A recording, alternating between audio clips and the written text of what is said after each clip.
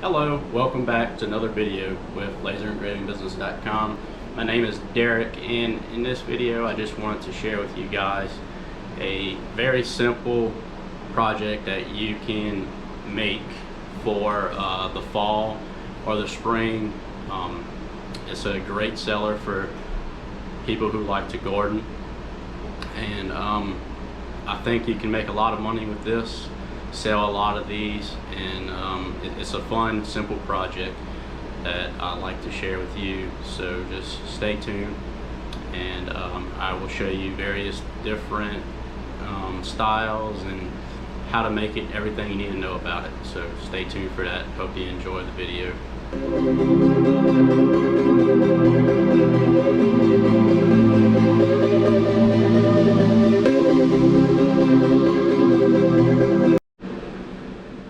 I'm going to show you how to make one of these products with Inkscape, and then I'll also link that file that we make on Inkscape down in the description for free if anybody wants to download it.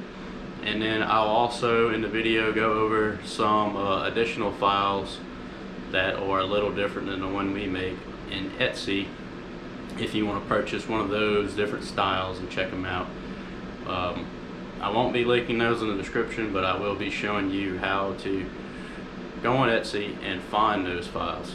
So stay tuned, watch the video, and let me know what you think in the description. And as always, thanks for watching. Now I want to show you guys how to make one of these lawn stakes, or one of these vegetable garden stakes from scratch. So obviously, if you don't already have your template set up, you're going to want to go to Document Properties, get all this set up. So we want to have the display units in inches, custom size 19.5 inches by 11 inches, and this will, or you can set it to however size your canvas is inside your laser. So I'm using a Glowforge, and it's 19.5 by 11.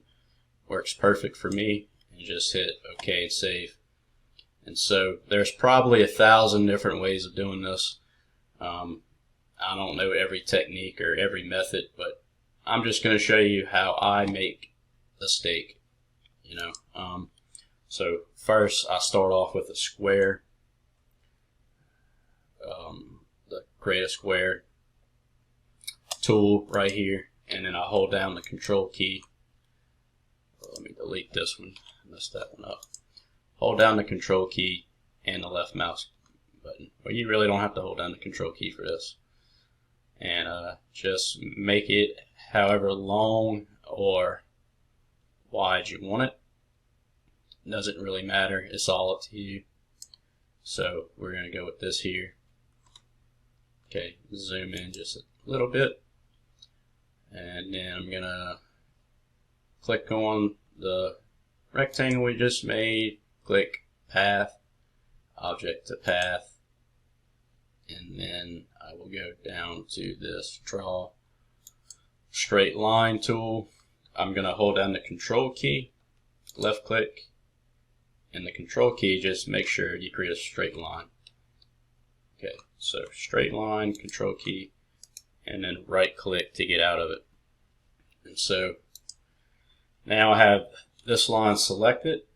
I'm going to hold down the Shift, the Alt key, and the middle mouse scroll button, scroll up. And that's going to select both the line and the rectangle. And then I will go to my Align and Distribute toolbar here and click the center on vertical axis. And that gives me the center of this rectangle. Okay. Then I'm going to zoom in, hold the Control key and the scroll forward key and the middle mouse button to zoom in. And then I will click the same straight line tool here, go to the very center of this line, hold down the Control key, and just choose whatever angle you want, whether you want a wide angle here or a sharp angle. It's up to you. A sharper angle will give you better penetration in the soil, and then you just click. Okay, right click to get out of that, and then do the same here.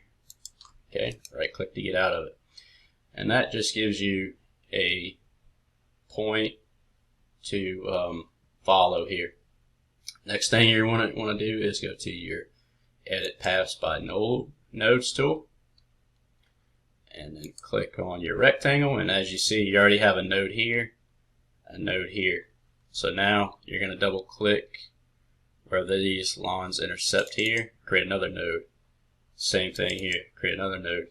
Make sure you click this Insert New Node button up here before you do this, and then you're going to want to create a new node in the center here.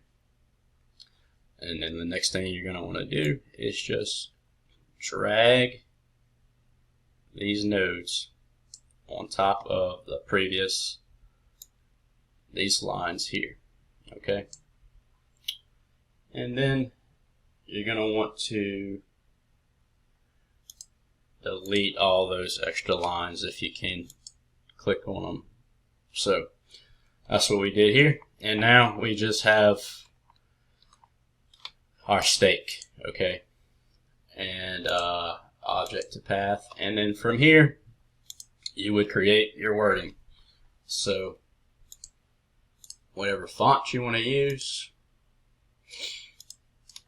you would select it. Let's just do celery, if hopefully I spell that correctly.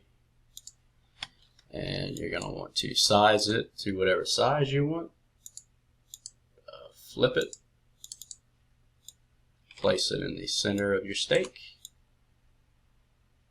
And you can use your alignment tools if you need to center these. Okay. And so that'd be a very simple homemade way of making it. And so let's see. I'm just going to put it,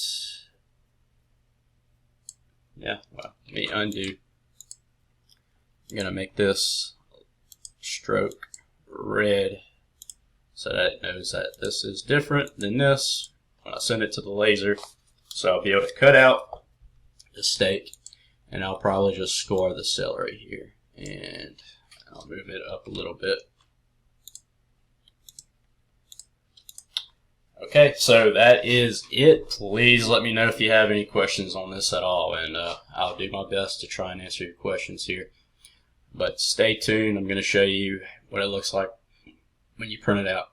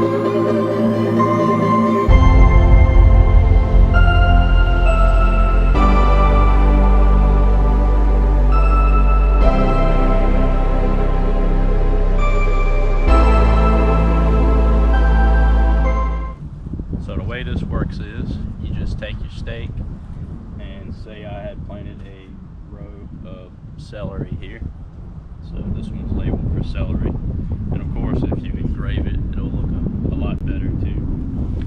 And so if this was a row of celery seeds, I would just hammer this stake into the ground, and that will be my label. I wanted to share with you guys these garden labels that you can either make yourself, or you can go to Etsy or other file sharing websites and purchase the files. So I just went to Etsy here. I typed in garden label SVG, and these will be great for your fall garden customers or your spring garden customers. And basically it is a stake that you just put in the ground, you know, when the vegetable or the fruit is very small, or it's still just a seed and hasn't germinated yet. And just keeps a label in the ground, very cool, so that they know, you know, what vegetable they have planted where. It's a nice little label for them. It could sell really well. You can sell multiple ones. You know, most people who garden don't just plant one type of vegetable. They will probably plant more than one, and so you can probably sell at least 5 to 10 per customer. And like I said, we're on Etsy, and we can look at all the various styles we have here. So the first one I clicked on, this one's pretty common. You can either make this yourself or buy the files. You know, if you buy the files, they already have a lot of the various different vegetables and fruits already labeled and cut out. So you see you have basil, celery, onions, stuff like that. And so it just cuts out the steak, and then the word just sits right on top. So that's one style. Here is a different style. You know, you could possibly put the names of the fruits and vegetables here. You know, it's different seller, very similar concept. Different style here. This looks like it may be, you know, double layered possibly. Let's see. This one, very simple to make. You can probably do this one yourself if you're okay with, you know, file editing software. And so another style, very similar to the others. Same thing here. Same thing here. Let's see, I saw one that was really cool. See this one here. Really cool. Very in-depth. They have a picture for each word. You know, that one's a lot more to it, a lot harder to make, or it takes longer to make, I should say. And I'll show you a very simple style that you can definitely make on your own. So this one right here. Let's see. So basically you just cut out a steak and engrave or scar whatever wording you want inside there. Very simple to do. So if I were to sell these, you know, I guess it depends on what style I chose to go with, or you know, how much volume I'm selling these at. But I would probably sell each steak at somewhere around the $3 to $8 range per steak. If somebody wanted to buy, you know, 10 plus, I may sell it to them for $2 to $3 a piece. If somebody, you know, just wanted, you know, 3 or 4, maybe $5, $6 a piece, something like that. You have to take into account your engraving time, the time you spend editing the files, the time you spend taking off the masking tape, and all the other stuff that goes along with it. So don't think you're ripping anybody off if you're charging a price that you need to charge to make some money. So just keep that in mind here.